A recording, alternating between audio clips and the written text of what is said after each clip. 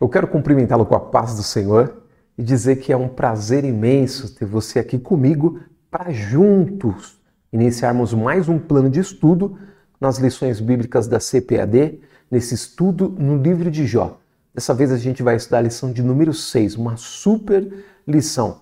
E como sempre, eu tenho dicas importantes que na verdade são pequenos detalhes que às vezes passa batido quando você está apenas ouvindo uma pré-aula, por exemplo. Porque aqui a gente está comentando e mostrando os slides aquilo que é mais objetivo na lição, para a partir disso você poder absorver o conteúdo principal e aí sim completar com o conteúdo secundário da revista e assim ter uma jornada mais objetiva para você ter esse conhecimento e também ajudar outras pessoas com ele. Então, essa é a grande diferença de um plano de estudo para uma pré-aula, né?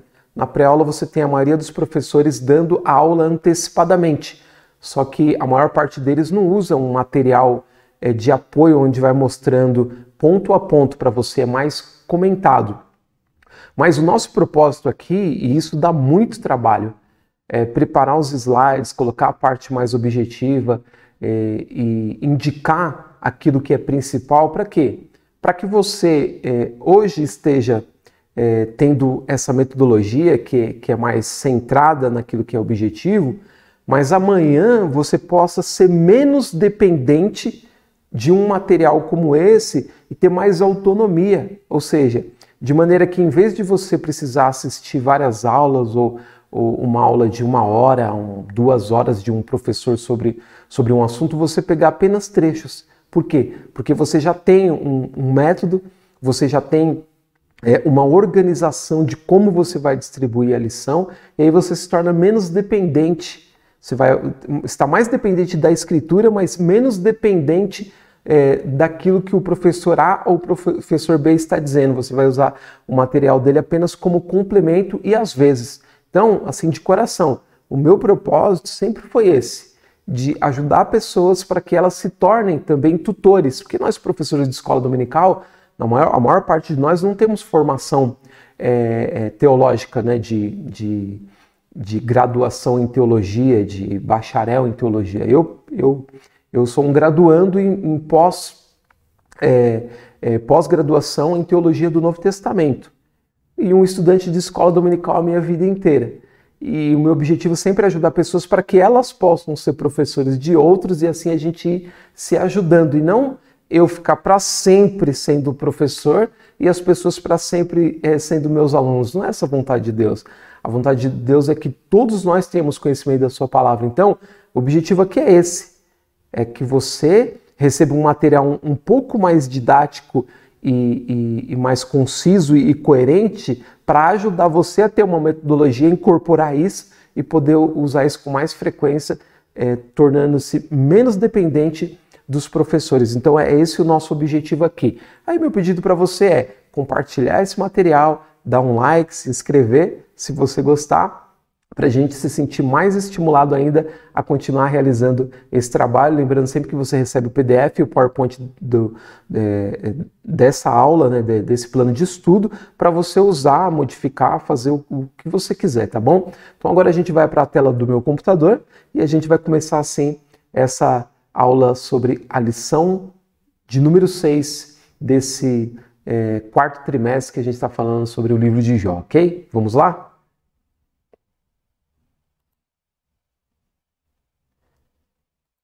Bem, já estou aqui na tela do meu computador e, como eu disse anteriormente, essa é a lição de número 6 e o título é A Teologia de Elifaz.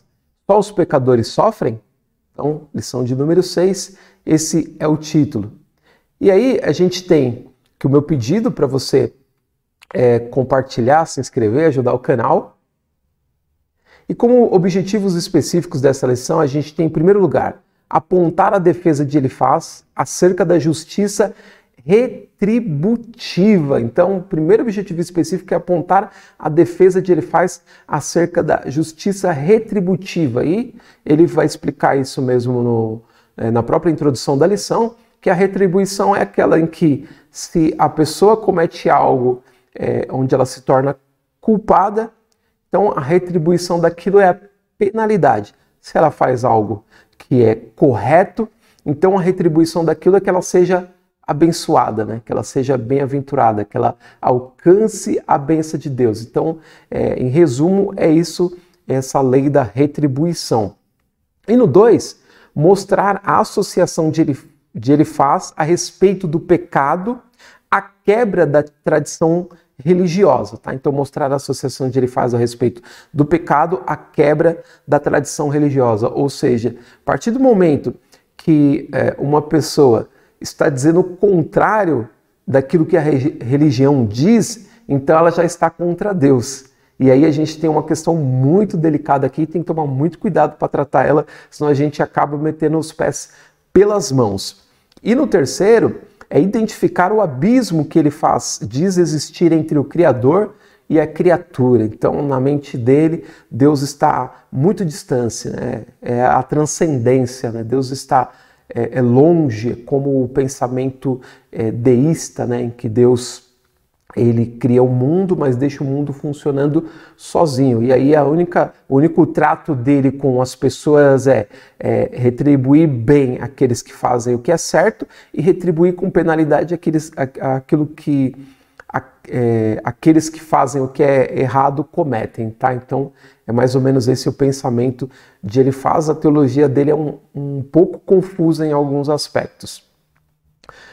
E aí a gente tem como texto áureo da lição: lembra-te agora, qual é o inocente que jamais pereceu? E onde foram os sinceros destruídos? Segundo eu tenho visto, os que lavram iniquidade e semeiam mal, cegam isso mesmo. Jó, capítulo 4, versículo 7 e 8. Então aqui a gente tem um resumo do pensamento teológico de Elifaz. Então, quer dizer, o justo não sofre nada. Ele é protegido, ele está blindado. Mas quem faz o mal perece cedo, recebe logo a penalidade. Então, se resumia a isso a teologia dele. E a verdade prática: embora transcendente, Deus tem prazer em se relacionar com o homem terreno. Então, a verdade prática, na verdade, se contrapõe àquilo que Elifaz está propondo na sua teologia. A leitura bíblica em classe está em Jó no capítulo 4, no capítulo 15 e no capítulo 22. Você pode pausar aqui e fazer a sua leitura. E a gente vai para a introdução, muito interessante. A introdução vai dizer o seguinte: nesta lição estudaremos o discurso de Elifaz. Ele é o primeiro amigo de Jó a expor sua concepção teológica acerca da situação degradante em que se encontrava o homem de Uz. Nesse sentido, veremos que, para Elifaz, a justiça retributiva é certa, ou seja, só os pecadores sofrem e os justos não passam por reveses. Para ele, Jó contrariou esse ensinamento, atacou a forma religiosa de pensar e, portanto, feriu a ortodoxia que deveria guardar. Finalmente, veremos também as respostas de Jó a cada acusação de Elifaz. Então, uma introdução muito coerente, né, concisa, que mostra todo o teor daquilo que a gente vai ver nesse plano de estudo. E aqui nos tópicos, a gente tem a combinação disso que está na introdução. Tópico 1, os pecadores no contexto da justiça retributiva. No tópico 2, os pecadores no contexto da tradição religiosa.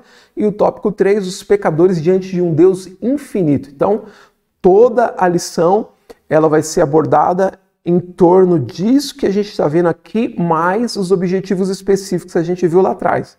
Então é isso que você tem que ter em mente para não escapar do assunto principal da lição. Toma muito cuidado, senão começa a desenvolver a própria teologia também, né? A inserir na lição a sua própria maneira de pensar e fugindo daquilo que é central nessa lição, tá? Então, precisa combinar o que está na introdução, os tópicos, mais os objetivos específicos para que você consiga, de forma equilibrada, tratar esse assunto até o final dele. E aí, como auxílio aos professores, né, a gente sempre coloca aqui a quantidade de minutos que pode ser gasto em cada um dos tópicos. considerando que a gente tem em média 70 minutos de aula na maior parte das salas de aula de escola dominical, tá? Então, 25 minutos no primeiro tópico, 25 no segundo, 20 no terceiro, você consegue tratar a aula inteira sempre colocando em relevo aquilo que for mais importante, tá bom?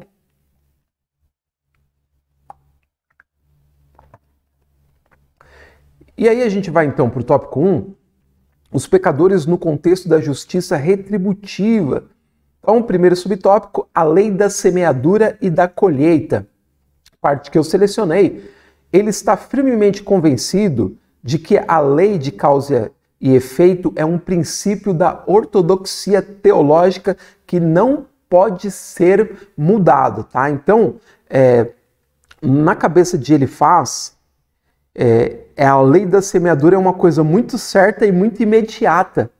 Muito imediata. Então, plantou e já colhe. E é muito interessante que nós, principalmente que crescemos no meio cristão, eu lembro que desde criança eu vi muitos crentes com esse pensamento, né? De que Deus já cumpria a lei da semeadura já imediatamente. Então a gente via muitas pessoas assim falando, cuidado que senão o preço já paga na hora, né? Se você se afastar de Deus, Deus pode vir com juízo sobre a sua vida.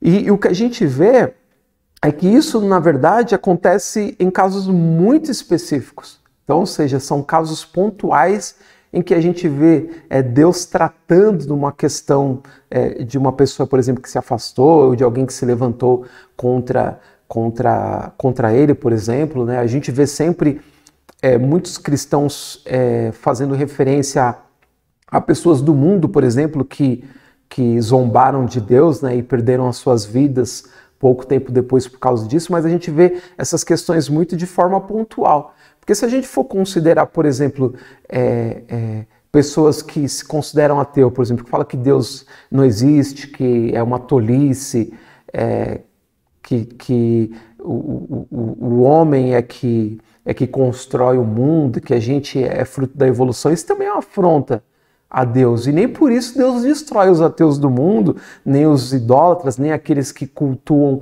outros deuses. E durante a própria narrativa bíblica de Gênesis a Apocalipse, a gente não vê Deus destruindo completamente as nações que servem aos outros deuses. Então tem que ter muito cuidado, né? Eu lembro que na época quando começou a ter aqueles tsunamis, né? E algumas pessoas falam, tá vendo? É porque lá aqueles países adoram outros deuses, não sei o que, aí veio o tsunami e destruiu tudo. Mas se fosse assim, Deus destruiria o mundo inteiro de uma vez.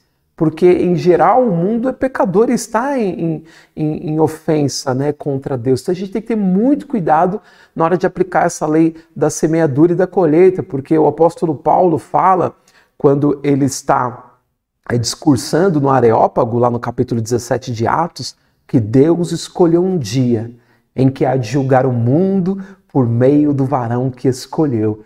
E esse varão é Jesus, esse varão é Yeshua. Então, a gente tem que entender que aquilo que não é julgado aqui está registrado nos livros de Deus e será julgado no dia do juízo.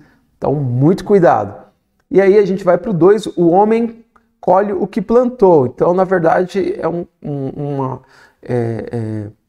vai complementar o que está no primeiro. Essa primeira parte de seu discurso compreende os capítulos 4 e 5, em que defende que o homem colhe o que plantou. Segundo eu tenho visto, os que lavram iniquidade e semeiam mal, cegam isso mesmo. E a gente até leu isso já no texto áureo. E terceiro, a queixa de Jó. O patriarca não aceita a tese de Elifaz e, por isso, sente-se alienado de Deus, de si mesmo e de seus amigos. Isso leva Jó a se queixar de Deus. Então, é muito interessante esse embate que está havendo entre Elifaz e Jó.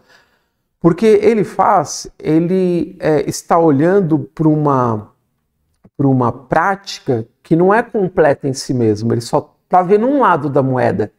E em cima disso, ele está propondo a sua teologia. Então ele olha para a própria experiência de vida, um homem rico também, realizado como Jó e os outros amigos, Então tem uma cosmovisão, né? Ele tem uma visão do mundo a partir da sua perspectiva.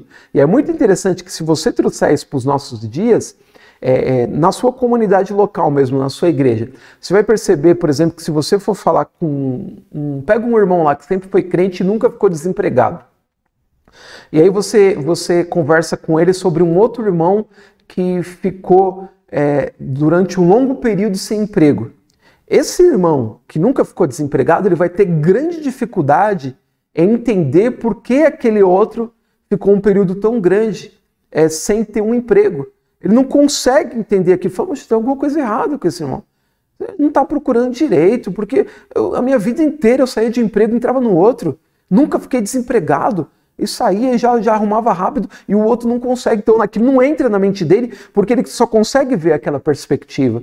Mas uma pessoa que já passou pelo desemprego como eu, por um longo período, e também já ficou empregado muito bem, tem uma visão muito mais abrangente.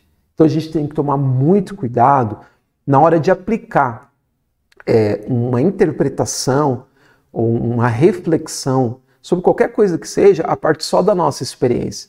Se você não teve todas as experiências, então você tem que se limitar a não ir muito longe, porque você vai errar e vai errar feio, como ele fez. E Jó, ele vai se defender, porque ele esteve do outro lado.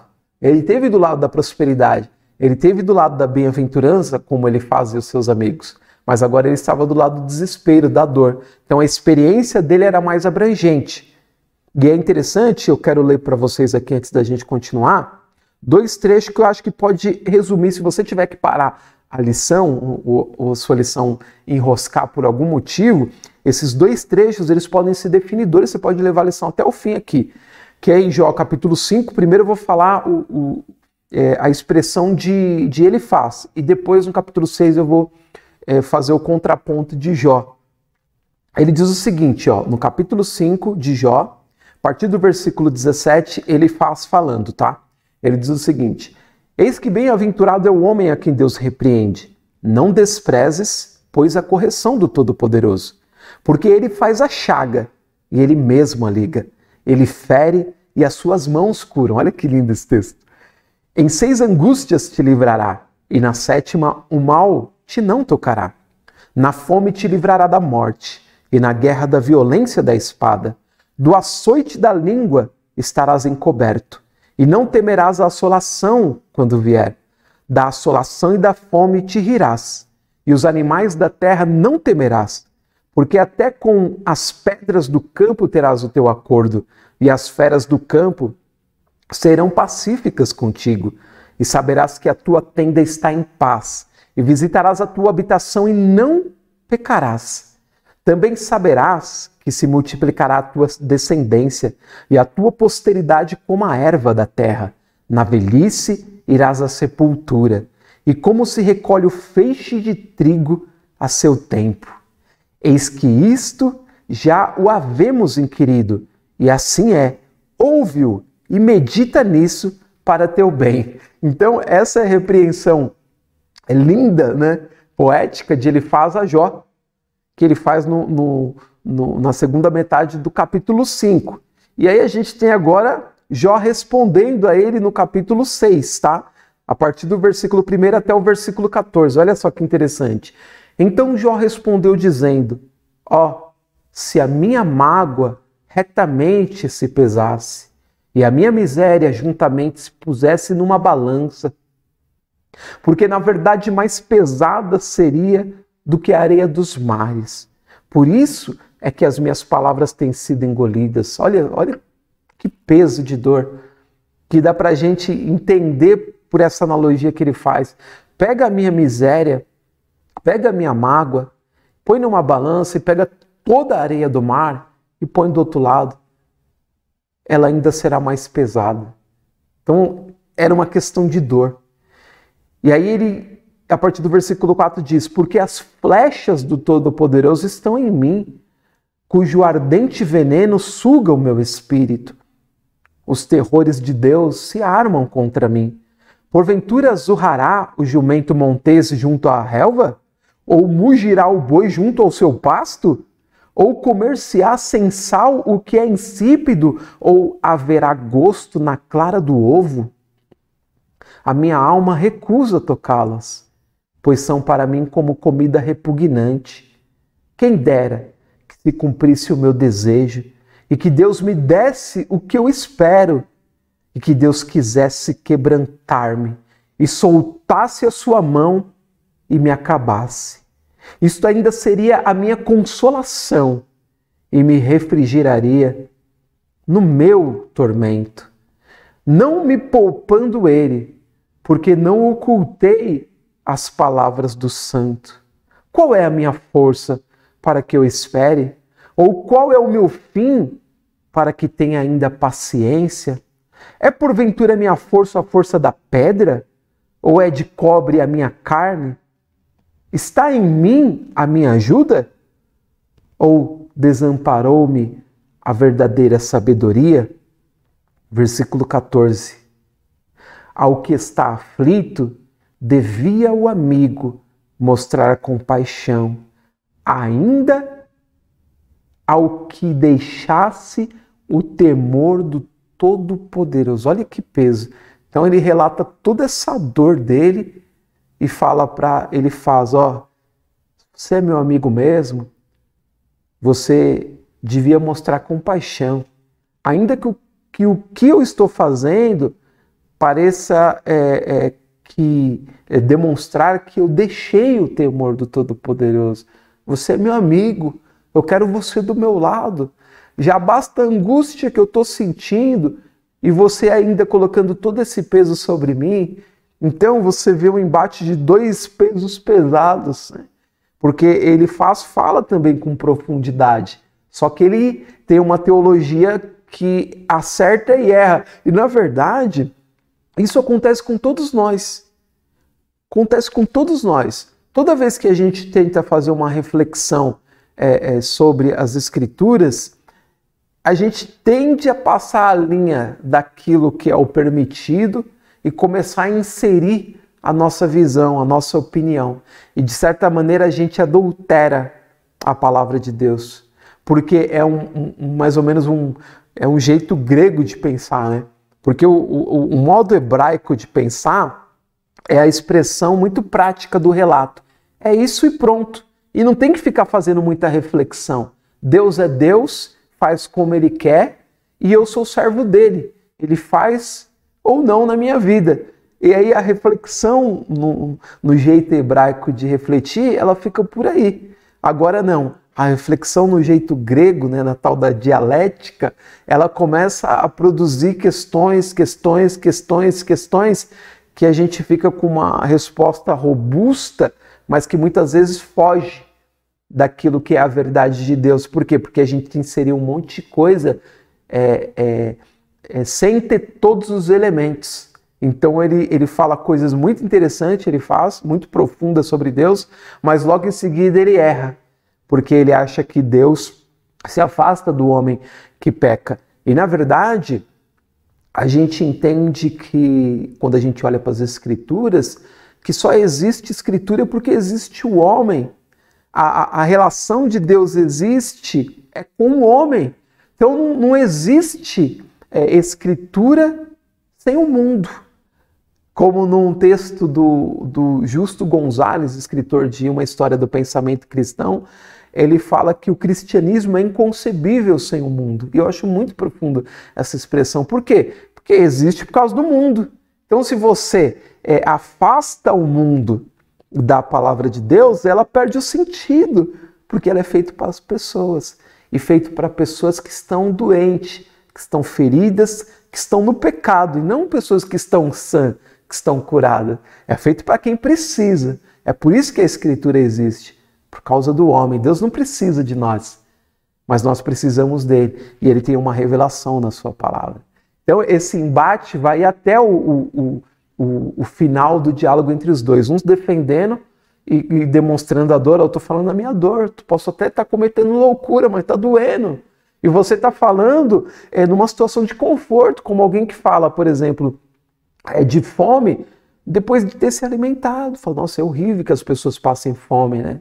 É muito complicado. Quando eu acabei de almoçar, jantar, né, participar de um banquete, e eu sou responsável, por exemplo, vamos dizer assim, eu sou um componente do governo que está com a tarefa de erradicar a fome das pessoas que estão na situação de miséria. E eu estou decidindo essas coisas no conforto, tá? Depois de ir para a churrascaria com outros parlamentares, aí eu vou decidir como que eu vou fazer para eliminar a fome. Só que a minha barriga está cheia. O certo seria eu fazer alguns dias de jejum e sentir, né, o que é passar fome, para eu poder falar sobre isso e poder correr atrás. Por quê? Porque é coisa que não espera, é emergencial. Então Jó fala na dor, que é muito prático, e ele fala na teoria, que é mais fácil. E aí a gente vai então para o segundo tópico, os pecadores no contexto da tradição religiosa. E aí a gente tem a ortodoxia engessada, trecho que eu selecionei. Em seu segundo discurso, ele argumenta que as palavras de Jó são uma ameaça ao dogma religioso aceito.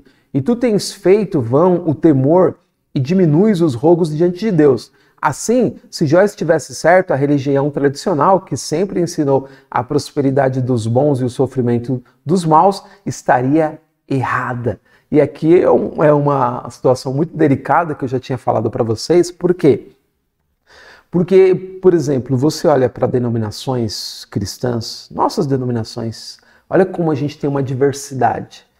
E qualquer uma dessas que levante assim a cabeça, né, que tenha um olhar altivo para falar, não, aqui o nosso sistema é o correto, já está errado. Porque nós somos instituições humanas. A Igreja de Cristo, na verdade, é o organismo.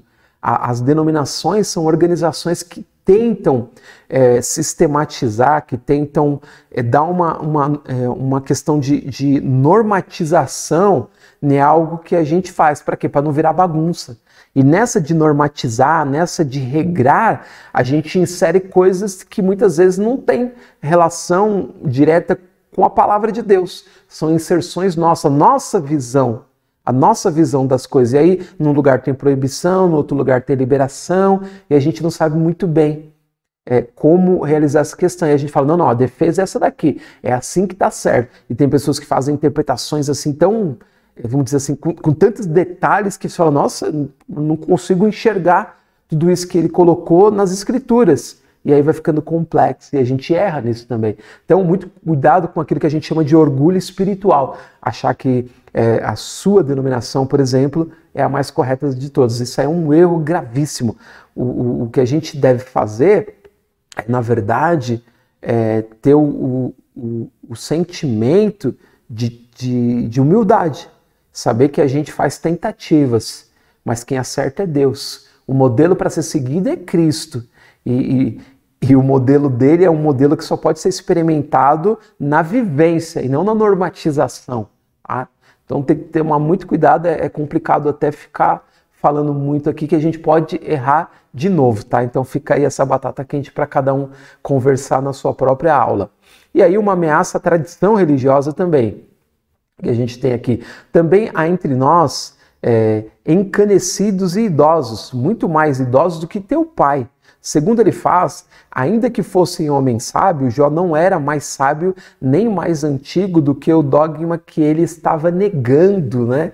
Então é muito complicado isso. Ele fala assim, quem você pensa que você é? Você acha que você é mais inteligente que todo mundo, que a tradição que você formou ao longo de tanto tempo, ela não é a mais correta? Então se a gente fosse pensar assim, por exemplo, a gente poderia dizer que a reforma protestante é incorreta, foi incorreta, né? A reforma houve, mas não poderia, porque já havia uma tradição.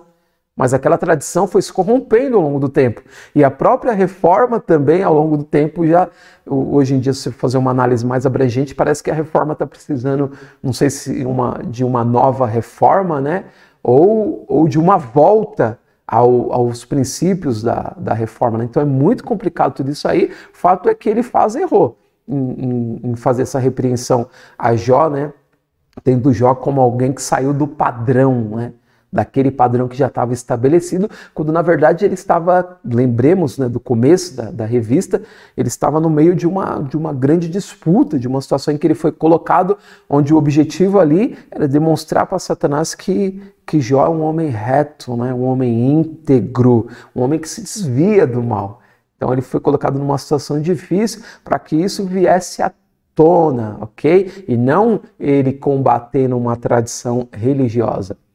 E aí depois um defensor celeste, aqui Jó, né, falando. Nesse texto, Jó reclama, mas não blasfema contra Deus. Ele tem consciência de que a teologia de seu amigo firmava-se na terra, mas o homem de Uz apelava aos céus. Sua fé o projeta para o alto, à procura de quem possa defendê-lo. Ele quer um defensor que intercede por ele no céu. Isso é muito profundo, porque ele assim, ó, eu recorro a Deus. Eu recorro a Deus. É a Ele que eu recorro. Sabe? É Ele que tem o controle da situação. Por isso que ele fala no texto que nós lemos aqui, fala assim, olha, eu queria, na verdade, que ele acabasse com tudo, arremessasse a mão dele sobre mim e finalizasse isso, porque para mim seria um alívio, para mim seria um consolo isso. Por quê? Porque ele vivia pela fé, desde o começo. E é nisso que ele vai se apegar. Ainda que ele estivesse queixando contra Deus, e nós fazemos isso também, no final a palavra dele era sempre a mesma. Eu sei que o meu Redentor vive. Louvado seja o nome do Senhor. É isso que ele quer expressar. Ele não quer falar contra Deus. Ele fala assim, já que a situação é essa, eu entendo que eu estou errado, eu sei que mesmo fazendo a minha defesa por causa da minha dor, ainda estou errado. Por que Deus não elimina logo com tudo isso? Eu recorro a Ele. Então, ele ainda continuava recorrendo àquele que tinha o controle de tudo e a verdadeira sabedoria. Então, esse é o contraponto que ele faz aqui. E depois, no terceiro, os pecadores diante de um Deus infinito. Deus não se importa com quimeras humanas. A teologia de Elifaz destaca um Deus transcendente, porém distante, que não se importa muito com o que acontece aqui na Terra, indiferente às coisas que criou. Então, aqui o comentarista coloca quimera como fantasia, né, como invenções humanas, né, como alguma coisa que não tem sentido diante de Deus, uma invenção, tolices humanas. Então Deus não se importa com isso, segundo ele faz, ele está distante, ele não se envolve com essas coisas. No 2, Deus caminha com os homens, e aí é o contraponto. Nessa parte da poesia, Jó expõe seus argumentos de forma mais clara. Ele demonstra que nunca negou a transcendência de Deus, como ele quer dar a entender. Ele reconhece que Deus é excelso e pode fazer o que intenta. Mas se ele está contra alguém, quem então o desviará?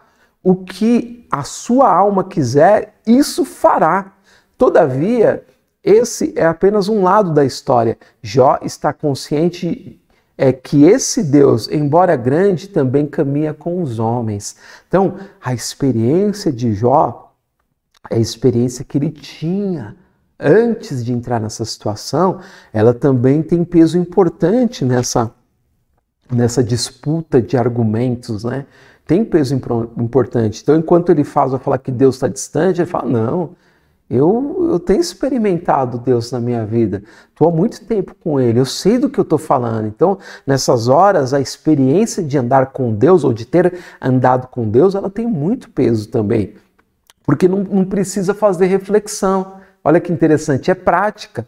É que nem quando alguém quer nos convencer de que por estarmos passando alguma coisa difícil, Deus abandonou a gente. E o inimigo muitas vezes vem falar na mente da gente, você é um nada, você não presta para nada, sabe? Não adianta. E aí você se lembra, não, eu estou caminhando com Deus, já faz um tempo, eu já tive experiências profundas com Ele. E isso você não erra, né, nessa argumentação, nessa expressão. Por quê? Porque ela é experimental, você viveu aquilo, é prática. Então você nem comete heresia de estar falando algo que não é verdadeiro, você não erra e você tem uma base sólida, ou seja, a experimentação com Deus. Isso é extraordinário.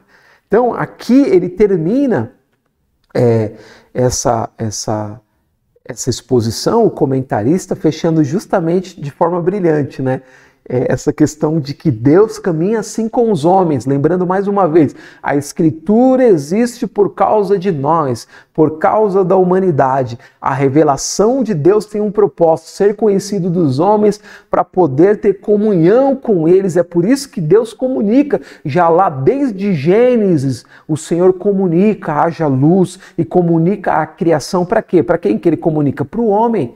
E a raiz da palavra comunicação é a mesma de comunhão, ok? É a mesma raiz latina de comunhão, é para comunicação. Então, quem comunica busca comunhão, busca proximidade, busca compartilhar, busca familiaridade. Então, Jó tem isso muito forte. Eu espero que você também tenha isso no seu coração, tanto para absorver essa lição, como para transmitir essa aula a outras pessoas. Então, a gente chega na conclusão da lição. Estudamos o pensamento teológico de Elifaz, um dos amigos de Jó. Para ele, só os maus sofriam os infortúnios da vida. Ele estava convencido de que, ao se negar a reconhecer de que estava em pecado, Jó depunha contra a religião tradicional que sempre associou as desgraças ao cometimento de algum pecado, como acontece muitas vezes hoje nos nossos dias. Fulano está assim porque pecou, né? E às vezes não é. Para ele, Jó estava abandonado por Deus, e isso era uma prova irrefutável de que havia pecado. Jó o contrapôs e defendeu sua integridade e comunhão diante de Deus. Que lição maravilhosa! Eu espero que tenha ajudado de alguma maneira para que você possa expandir o seu pensamento de forma mais objetiva e absorver e ajudar outras pessoas com essa lição. E muito mais, o mais gostoso do estudo é a gente aplicar na nossa vida, né? Esse entendimento, isso é maravilhoso, porque a gente cresce em conhecimento de Deus e diminui também um pouco o nosso orgulho, no nosso achismo também, né? Tem um espírito mais humilde, um caminhar com Deus mais singelo, e passa a respeitar mais as pessoas também, como criação de Deus, como filhos de Deus também. Então, espero ter ajudado você de alguma forma, e peço a você que compartilhe, né, esse conteúdo, e isso seja bênção na sua vida. O material está aqui na descrição. Também tem outras coisas que eu coloco aí que pode ajudar você a auxiliar, tá bom? Deus abençoe a sua aula, e se Deus quiser, nós nos veremos na semana que vem. Uma excelente aula para você. Até lá!